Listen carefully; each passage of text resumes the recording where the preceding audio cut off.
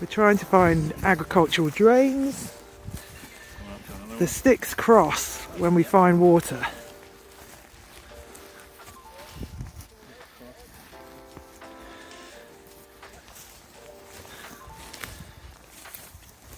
Kenneth and the digger just about to start.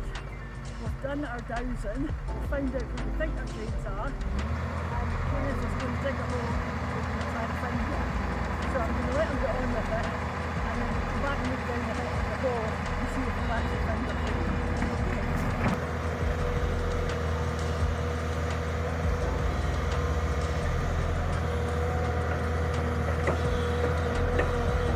We'll be going along all the drains, catching them and just smashing that drain so that it won't allow water to pass. It'll filter through the soil, but it'll not be coming down.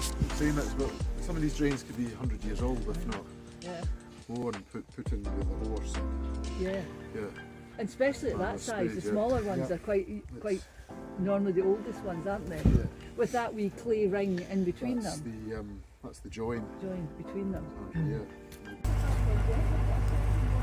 God, that's really running.